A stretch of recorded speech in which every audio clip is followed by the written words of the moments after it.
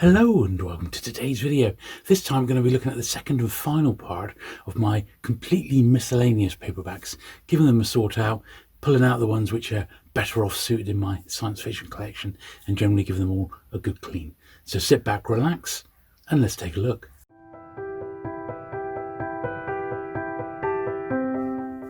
Right then, we'll start with these two. Laundrymen, an absolutely fantastic book. I've probably read it about 3 or 4 times, maybe even more. This one here, this was sort of the follow-up, not quite as good, unfortunately, but in a similar sort of vein. It is just about money laundering, basically. And when this one came out in hardback, Laundrymen, the dust wrapper actually had a dollar bill sort of bound into it, if you can believe it. And it was basically to emphasize the point that every single dollar that went through the American economy had somehow, at some point, been touched by the sort of the drug industry. Quite interesting, but I don't think they necessarily need a polish. I might give this first one. It is sort of fallen to bits. It's simply because I've read it so many times, and it's such a great book. I've lent it out a couple of times as well. I remember one of the chapters in the book mentions how a restaurant in Plymouth called the Cheno, it's no longer there, but it was like a French restaurant, had been given as the address for one of the like a fake company director, and I actually knew the owner of the Cheno, and I let him know about it. He was absolutely amazed. He said someone had obviously come in and sort of eaten at the restaurant, as it were, you know. So anyway, those will go under the miscellaneous, I suppose. Nan Rogers, big huge books. This is a sort of maritime but also military history. I'll take these out while I go along. Yeah, this was another one. It's got the title page out.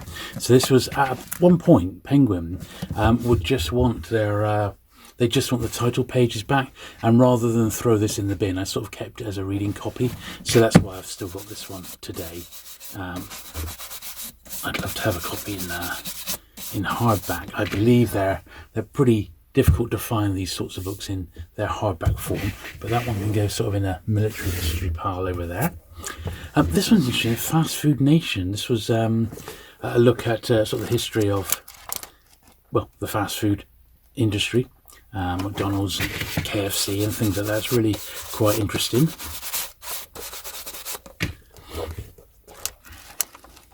Yeah, I've got a friend who, that's miscellaneous, got a friend who's a manager of a McDonald's, and she has been for about 25 years now, and absolutely loves it.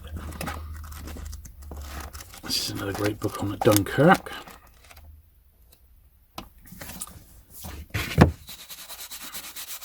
My copy has actually picked up a bit of sun because of where it's been stored, which is unfortunate, but see the spine should be nice and red like that, and it's sadly faded off, but it doesn't matter, because as I said, these are books for reading rather than collecting in a lot of cases. This one was part of the Penguin Popular Classics, and I remember when these actually got published, because they were retailed at £1 each, and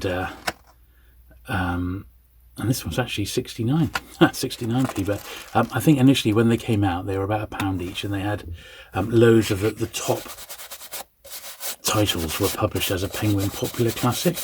This is one of my favourites. I did pick up I picked up about 10 at the time, and this was the only one I've kept. I'm glad I've got this as an example, because when you see them nowadays, they are absolutely hammered. So I'm going to pop that with my Penguin Classics collection. I'm just going to slip it on the end as a bit of a footnote, because I quite like those. Now, this book here, Homicide, was the basis for the TV series The Wire. This was David Simon's original book that he based the TV series on. So Homicide is set in Baltimore, and David Simon followed the Baltimore police around. He just basically travelled with them and got loads of authentic stories at the time, and that's what the Wire became, based on these. It's an absolutely fantastic series. It's a brilliant book, and that is definitely a keeper. Certainly one of my favourite directors. He's not my favourite, but he's definitely one of them. And this is a look at probably his sort of greatest period. Oliver Stone, ex-Vietnam veteran. Done lots and lots of my favourite films. This one's just a little bit dusty more than anything. So I've got a little TV and film related book section going on here, which I shall slide this one in. So what I've done basically with the first batch, they're all back near where they started, and I've started sort of breaking it down, you know. So that one will eventually go in the TV and film bit. Here is another book on, it's like a true crime title. Not something I'm too interested in nowadays, so I'll just clean this one. But this one will go in my swapped box. Someone can pick this one up at £1, no doubt. This one is a little book on the Sex Pistols. Very interesting band. I wouldn't say I was really into the Sex Pistols, but I like some of their music. And I grew up, you know, when they were releasing all their tracks, and I had a couple of mates at school who were really, really into them.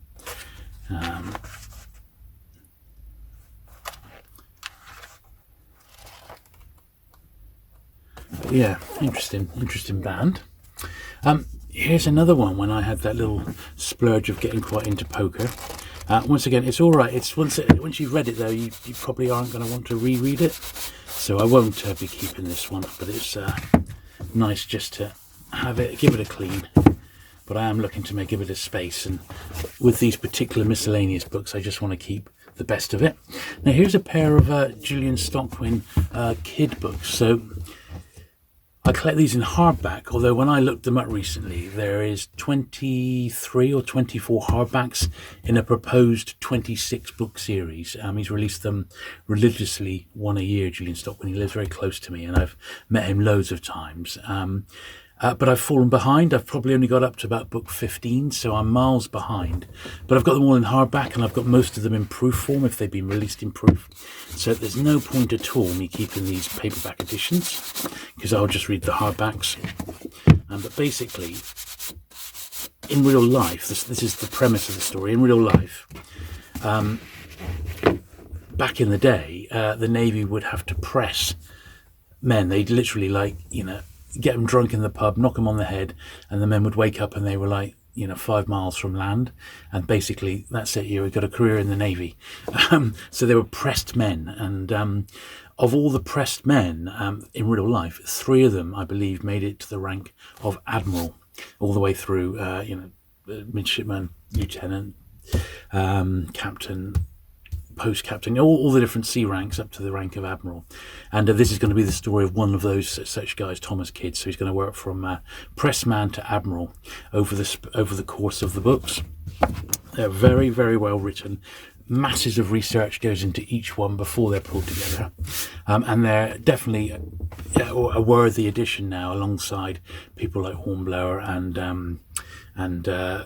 you know, those sorts of authors, really, you know, Alexander Kent and Patrick O'Brien. You know, they all, Julian Stockwin is now part of that brigade, shall we say. Now, let's have a look here. Raymond Sullivan, and this is the chess problems of Sherlock Holmes. So this combines 2 of my loves, some chess problems, and it's also got Sherlock Holmes. But I shall keep this one with my chess books rather than anywhere else. And yeah, it's a bit of a tall order, but Holmes being what he is, and they were managed to tie it in loosely with the puzzles with having the Holmes and Watson characters involved. Don't remember where I got this one from. It's definitely got that sort of 80s vibe, hasn't it? It was a little bit dirty, but we are successfully giving it the clean. So you may remember last week I had that horrible sticker on the strange case, the Norris one, and later today I am planning to get some lighter fluid to give it a go. This is a Tangram. This was my original copy from when I was a kid. I've actually got a better one of this now, so this is actually a double. So yeah, this is the reprint. I've actually got the first edition of this now, the first Penguin. So basically, you've got the pieces in here, in this sort of slider thing, which is very, very tight. Pieces are on this side. Oh, there they are. They're sliding out. That's handy, isn't it? And you can make up all the tangrams in the book. That is the name of the game. But I actually do own this already as a Penguin first. So once again, although this is my original one, a reprint from the early 80s, it is actually going to be a spare because I've got the first edition of it. Not that it's worth anything as a first edition or anything like that, but it is quite an unusual one to have. Let me pack that away first. Okay, well, packing that back into the box took about 10 minutes. Slight exaggeration, but it took a couple of minutes.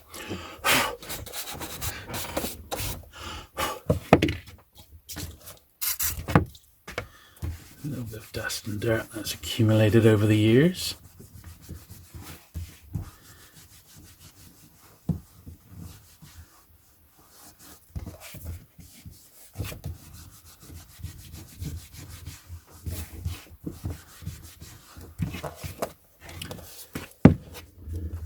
Miscellaneous, I guess, again.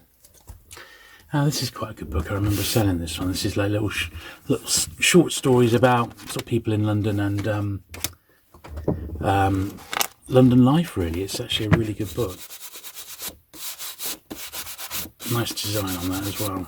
But it's absolutely perfect. There's nothing to worry about there. So slide that one up there. The Hynek UFO Report. This was the classic Project Blue book. This is my copy of this one. It's an early Sphere. It's the first Sphere edition from '77. So I might actually, I've got a little run of Sphere books, so I might pop this one up there. Give it a clean as well.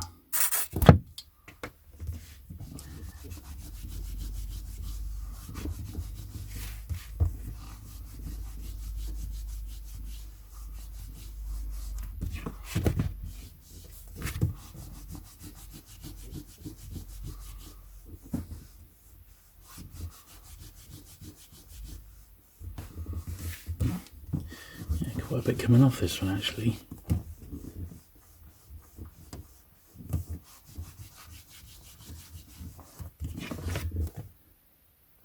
Yep, that's quite nice. Okay, this next one is, in fact, these next few are all published by Virago, great sort of women's press publisher. I wouldn't say I like all the authors that are published in Virago, but I do enjoy Elizabeth Taylor. So this is not Elizabeth Taylor as in the movie actress. This is Elizabeth Taylor, the author, and she did about 8 books in total. They're all quite collectible in hardback, and you hardly ever see them, although they do occasionally turn up for sale. So I was more than happy to track down, haven't got them all, but I've got most of them in Virago here. I think they're published by Random House nowadays, but yeah, she's a really, really great author. My favourite of hers, and I do have this one in hardback first, but without a dust wrapper, is called In a Summer Season, which we've got to look at in just a sec, which is great. But these Virago books, these were numbered as well, and they did revive a lot of series that just didn't. That a lot of authors rather who had slipped into obscurity before Virago sort of revived them. And I forget her name now, but the actual founder of Virago died, I think, about a year ago. But one of my best mates' parents were into publishing at the time. They were book publishers. That's the one I particularly like, this one here. And when Virago was starting up, they actually invested some money into the company, and not a massive amount, like maybe £1,000, something like that. It was a lot back in 1971 when they started, and they basically forgot all about it. They sort of said, it's almost like a gift, you don't have to pay us back. But the founder gave them some shares, And when the company floated, she turned up unannounced at their home with a cheque for, I think it was about £100,000. And my mate's parents actually tore the cheque up, said we don't want it. It was a gift at the time and we don't want it. Put it back into the company, which is what she did. Can you believe it? What a story, eh? I wish I was in a position to turn down £100,000 cheque. But there we are, and that was the founder of Virago. So this is fiction, which we haven't actually got a pile for, but I can't see there being a lot more military history, so we'll stick them over there. A couple more here by Elizabeth Taylor. She was also a master of the short story, and as you know, I do like a good short story. And there is an omnibus with all of them put together now, and although I haven't actually got it, but it's recommended. I read it when it first came out. It's really good, because she wrote loads for like magazines, and as I said, she didn't write that many novels, but she did write lots and lots of stories for magazines. And Random House pulled all of these short stories together in a big thick omnibus edition. And that's the one you want to get your hands on. I think I've got one little, like a best of her short stories, but that's not them all.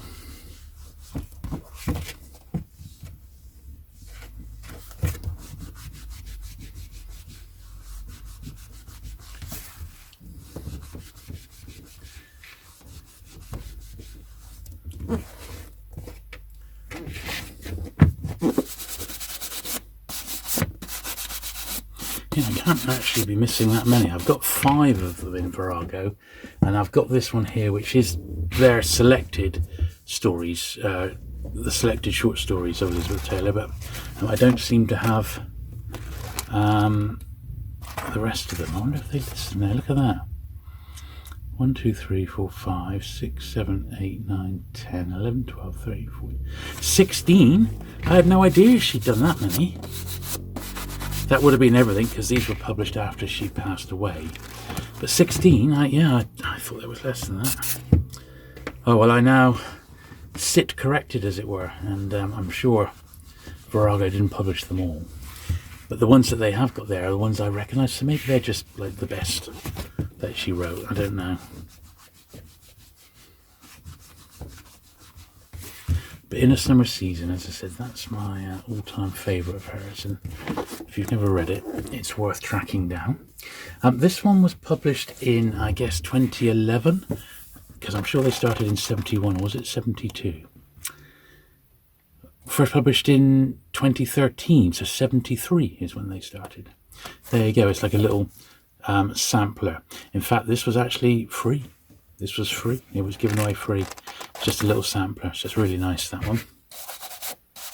They've recently had their 50th, and I got a really nice hardback that my daughter bought me for Virago. I remember selling this one, The Titanic, A Passenger's Guide. This is really, really nice. It's like the same style as a book from that period, but it's not a reproduction or a facsimile or anything. It is just a real nice overview of it. Lots of artifacts and memorabilia. Very, very nice little book.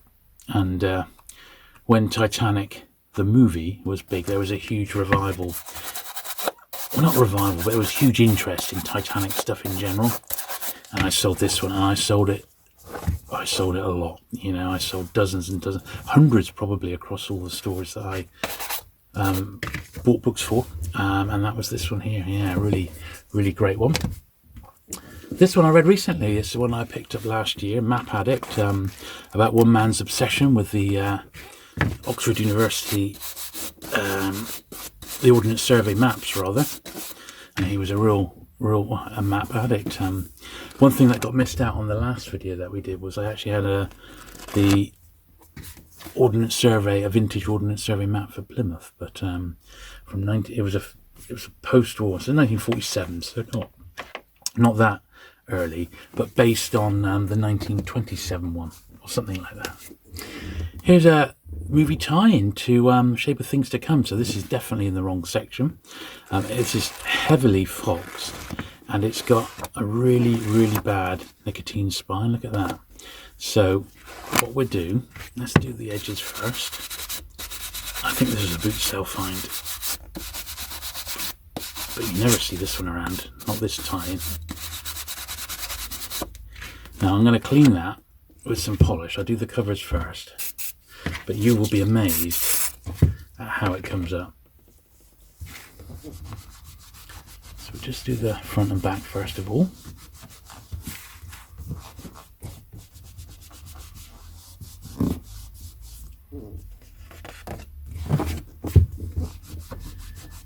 Just seems nowadays, it seems too thick a book to be sort of an A format, doesn't it? It just feels a bit unwieldy, shall we say.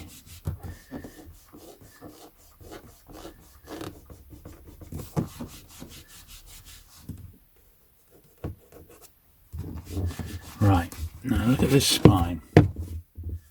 Now we're going to get, that's dirty, I'm going to get this bit of cloth here.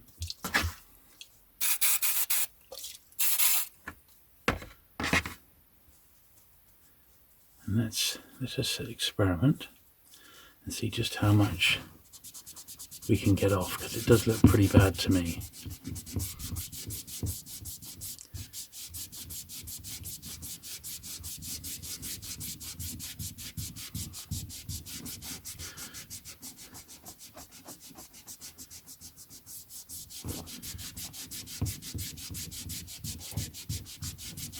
You ready?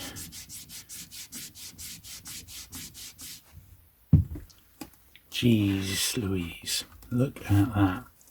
And that is absolutely classic nicotine. It's awful. It's still actually dirty, believe it or not. So we need to get another bit of cloth. And we need to do that again, because there's still gunk on there from the first clean. How awful.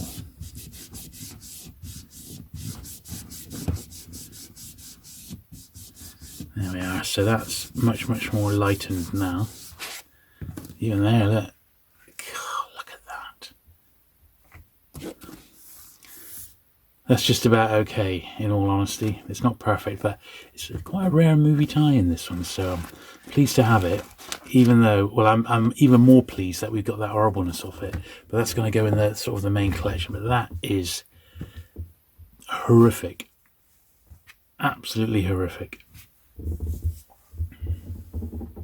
Right, next thing, we got a much more modern edition of The Invisible Man, a penguin.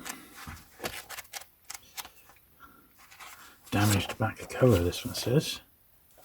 Looks alright to me. Ever so slight mark on it. We're not going to worry about that. My favourite by H.G. Wells is The Invisible Man. Wait, no, I think Time Machine is probably still my favourite of his. And then Invisible Man would be my second favourite, I'd say. Right. The World's Greatest Ghost. Who remembers this series of books? And there was loads of them, wasn't there? Yeah, Nigel Blundell. Companion volumes to the World's Greatest series include Crooks and Conmen, Unsolved Crimes, UFO Mysteries. That's the series I remember. But this one I picked up because it was quite a bit of fun, actually. So, The World's Greatest Ghosts. Now we need to find a clean bit of cloth after that horrific spine.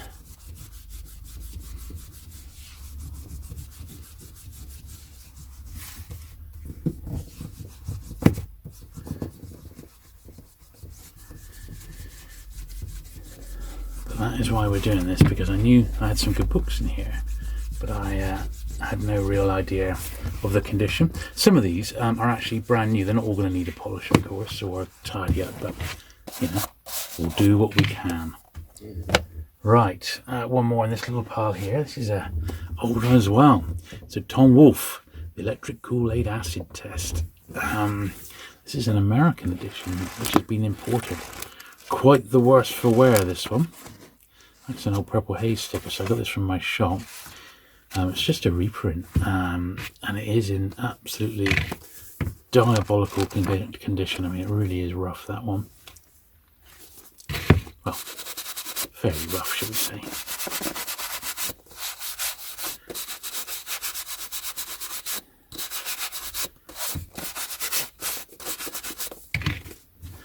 Okay,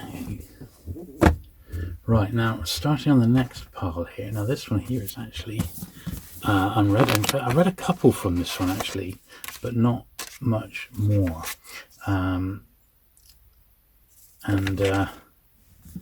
There is a second volume of this as well, the Grander Book of American Short Stories. There's 2 volumes of it. This one's a nice minter. So that can go with my fiction pile. You Can Do the Cube. Really, this should go with my vintage cube books, really. I think I've probably already got one in there. It's a huge seller. I think it was this is a first printing, but I'm sure this book actually sold about like 1 million copies. It was an absolutely huge hit when it was published, because it was a really simple way to learn how to do the Rubik cube, you know. A puffin.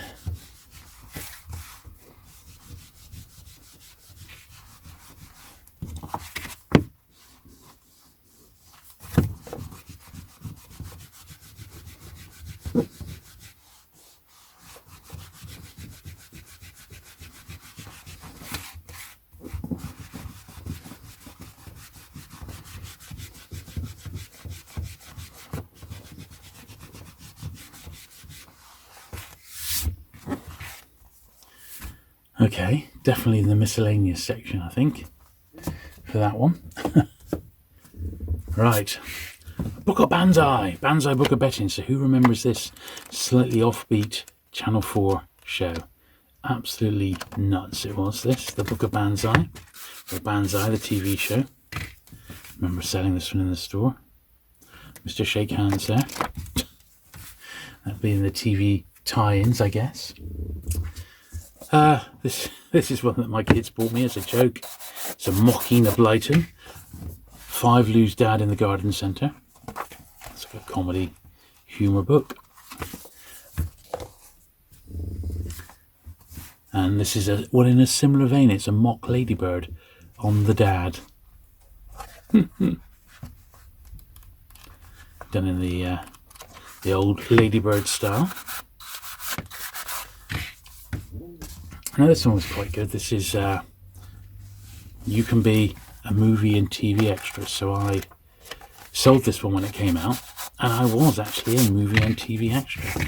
And this is some slips by the look of it. What was this for? Something for the BBC.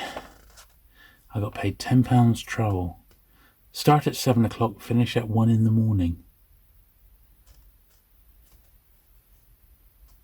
My official BBC pink slip, that was. I've got a little box of my stuff from when I used to be an actor, so I've saved all the paperwork and that, so I shall file that away with that. But unusual to get an extra payment for being for travel, but it sometimes happened. Right, what's this? Piers Paul Reed, the train robbers. Another true crime one by the look of it. Another one with a bad spine.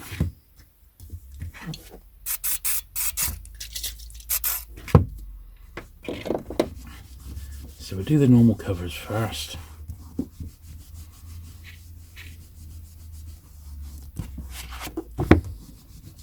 Now this has got a bad spine again, but I don't think it's as bad as the Shape of Things to Come spine.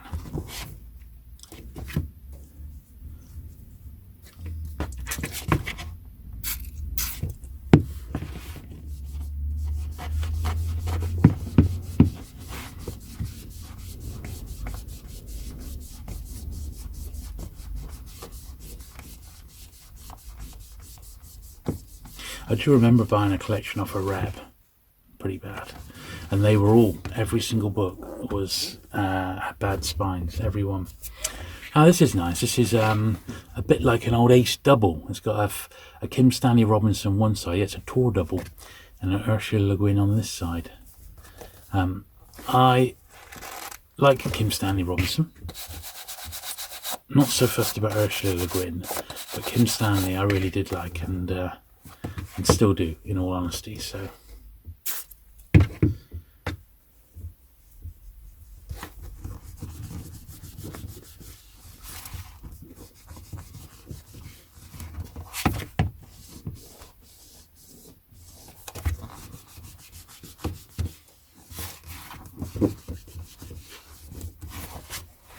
Yeah, that's quite nice. That'll go in my science fiction collection. I think we've got some more of his to look at.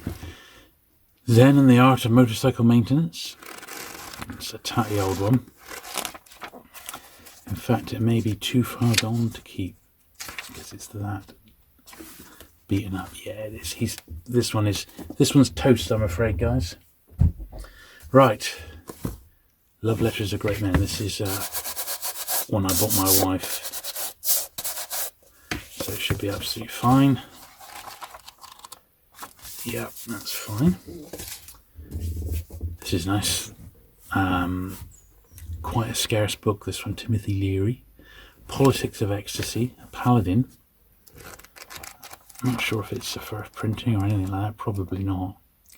No, heavily reprinted. But still probably quite a rarity. It's got a really great jacket, so I'm going to keep it. In the Miscellaneous section, because that's about the only place for this.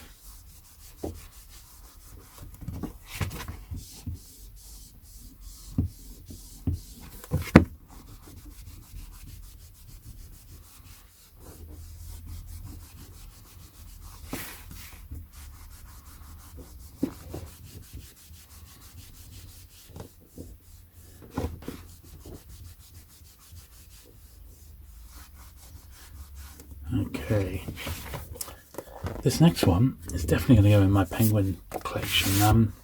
Penelope Lively. I remember doing a signing event with her at a book festival. This one's a signed one, so her autobiography. There we are.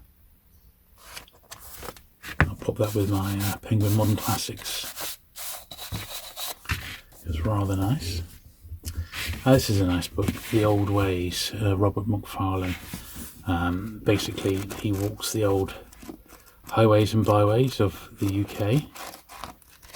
Great writer, very readable this. Recommend this one. Good holiday book.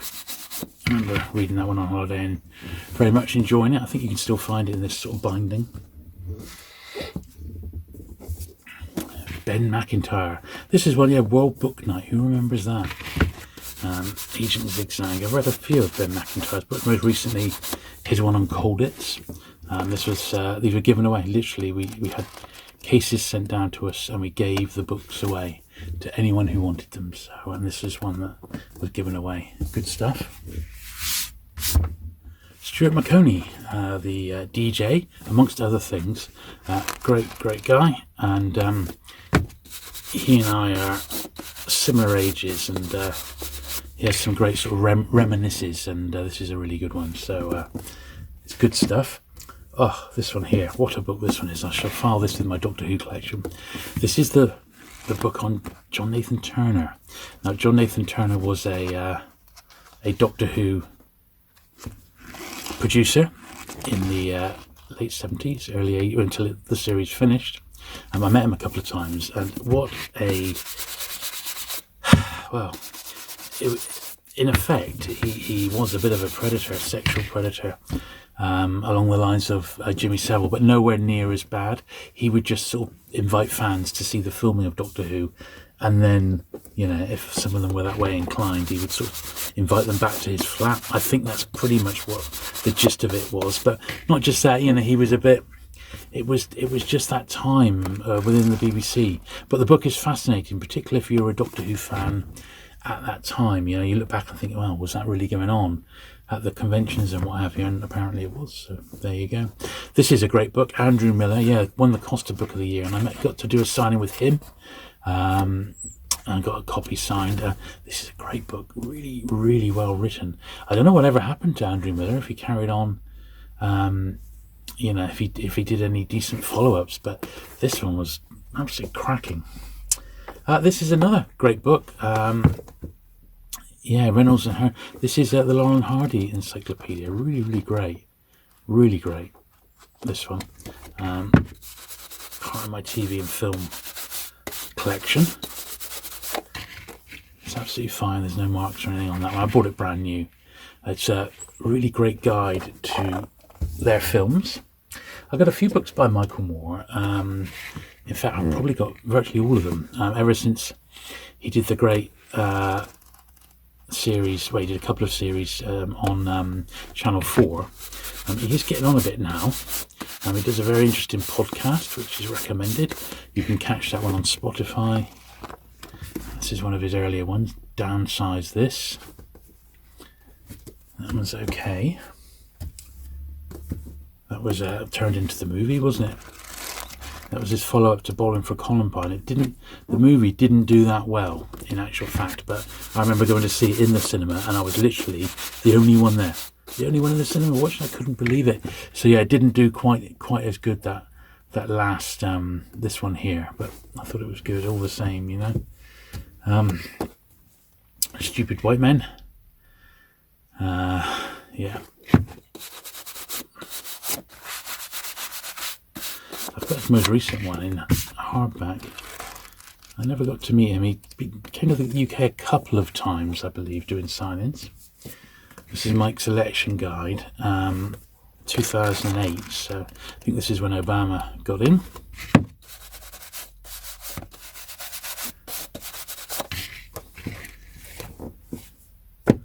Right, this one here is a double. I've got the original Penguin, but this is like my reading copy of it. It's on the discovery of Tutankhamun. Now this one does need a polish.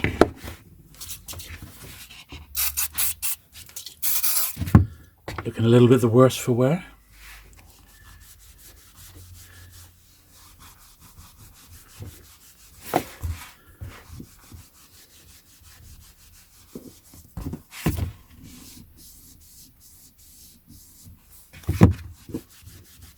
But books with a black cover do tend to be like that, don't they? But yeah, I know some of you have mentioned about doing sort the books, then brush them, then polish them. But in this particular couple of videos, there's no real way to do it except the way that I've done it, sadly. So sorry about that. Now the next run is going to be it's going to be a big run of Patrick O'Brien, another naval author. Now he's another one of those authors that, because they're now deceased, there won't be any more Jack Aubrey novels. He was the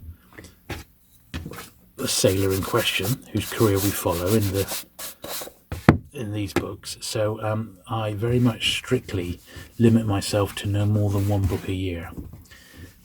Now I haven't got these in hardback. I used to have some. I used to have this one for HMS Surprise in hardback, and a couple of the other ones, but he's incredibly collectible, and because of that I thought, well, there's no way I'm going to be able to get them all in hardback.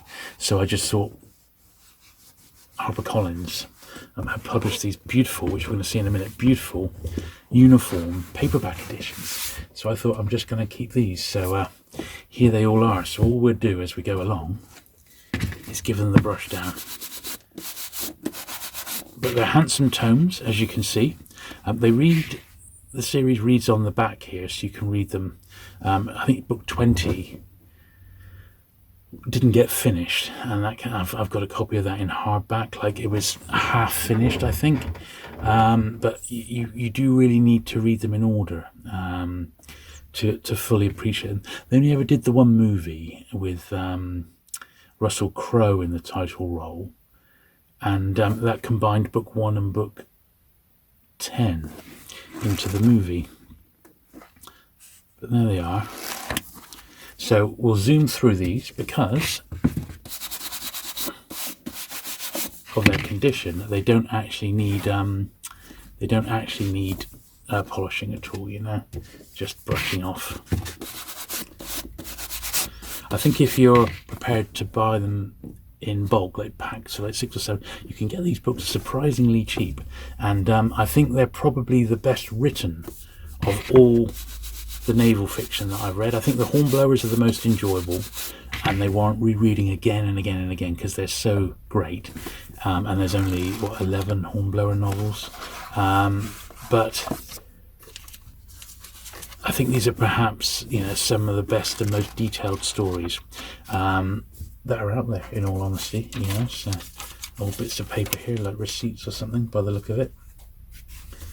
This one looks like from when I went on holiday and took this one on holiday with me. As I said, they're perfect for holiday reading, these ones, you know. And as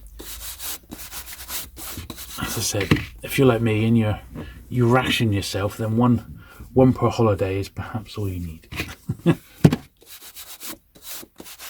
But I shall. I'm going to take these out of the room that they're in. I'm going to put them in their own like little stack with sort of my other series and collections, you know, in the main sort of paperback collection, because I think they warrant it. Although I'm not fussed about, you know, first editions or anything like that with these. It's just nice to have them, basically.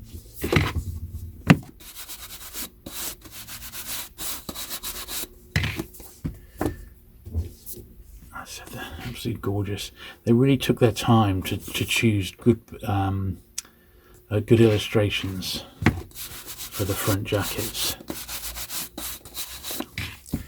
And I don't know how popular they still are. I would imagine very, very popular, because naval fiction does, as a general rule, seem to be quite popular. Right, I need to just pause there and make a bit more room. Okay, so the last little pile now. So I don't think these have taken as long as the first batch here, but even so, as I said, I had to do them, and I wasn't 100% sure what I had actually left to do. But I know one thing is that they do look, what I've put back on the shelf already looks absolutely fantastic, so I'm very, very pleased with what we've done these last 2 weeks.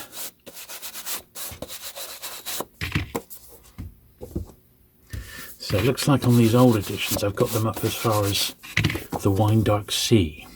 So it looks like I'm missing the last 4 in this particular format, but I don't think they'll be difficult to get hold of. Now this next set of books, these 4, I was sent by Fourth Estate, and they're by the Vietnam author Tim O'Brien. And you'll notice that the covers all fit together like that. And these are absolutely classic books. But these are absolutely mint unread from when they were re-released, so they just need a little brush. They're part of my sort of new fiction. Now this is a great book. This is an American import. It's basically the Pixar story. Pixar, the brand, and I've read this one a couple of times.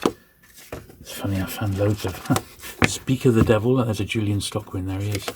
And at the time this was published, there was 1, 2, 3, 4, 5, 6, 7 books, and that's up to 20 odd now. It's funny, I found loads of bookmarks in these today.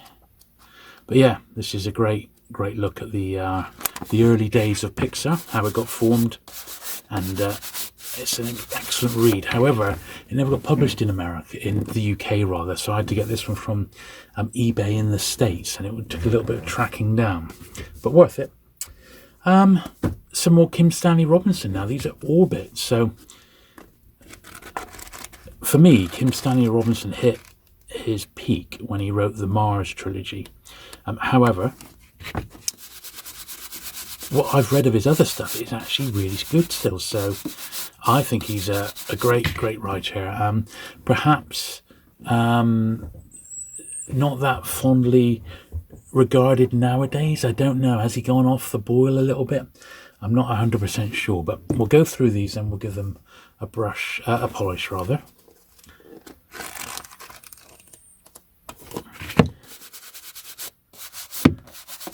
I am planning a little Kim Stanley Robinson collection overview at some point, but I want to get a better copy of Red Mars in hardback.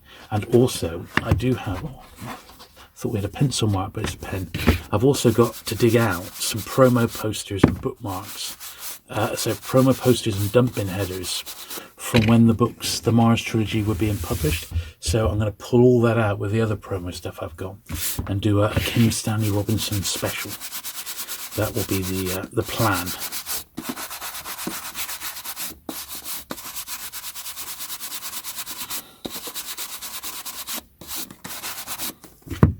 There we are, so that's those 4.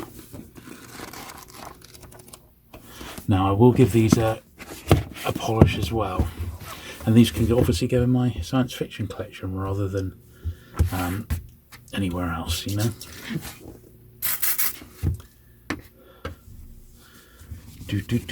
So looking ahead for next week, I was planning to do large format the last 2 weeks, but that went out the window, didn't it? So it'll either be that, or we need to get some more vintage paperbacks done. So I think we better crack on with more Penguin main series, possibly, or some more Pans. I don't know, but whatever.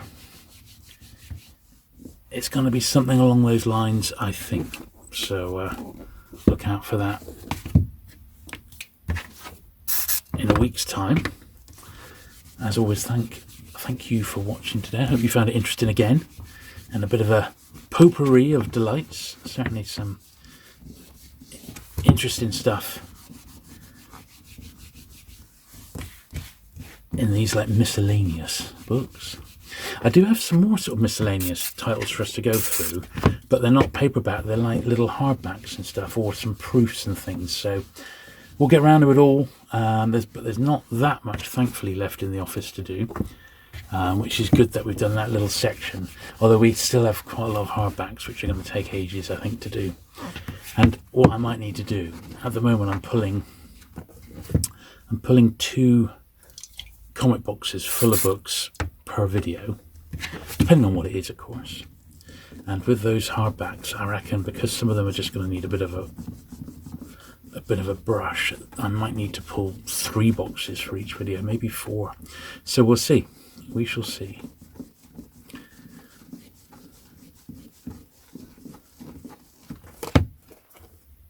Okay, this is the last one.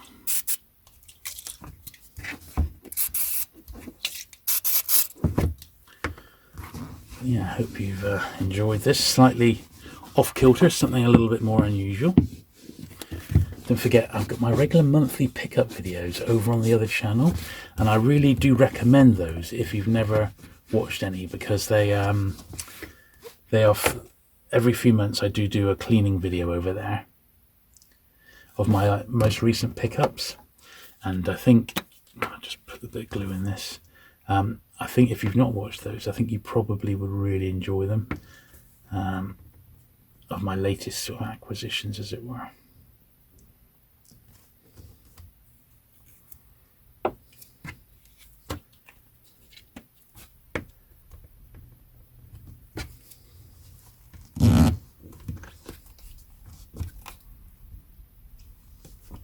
There we are, that's those.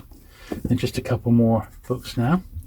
Pornocopia, this one's not what you think. It's actually about how technology advanced thanks to the porn industry. So anytime there was a new technology came out, basically the porn industry would exploit it, be it videos, DVDs, Blu-rays and virtual reality. Quite an interesting book, as you would imagine. That's fine. And then this last one is Irving Welsh. This was the sequel to Train Spotting, the book Train Spotting. This was released as a paperback original. It never had a hardback. And this is it. I seem to recall there was 4 different coloured covers, and this was just the one I picked up. I took it on holiday. I haven't kept it mint or anything. Absolutely hilarious. It's great. If you like the original Train Spotting story, all the main characters are back. And all I can say is it will never be made into Train Spotting 2. which, you know, they did, but it didn't really include what was in here, which was the official sort of Train Spotting sequel. But there we are. Anyway, thank you for watching today, and I shall see you again in 7 days' time with another video. Bye.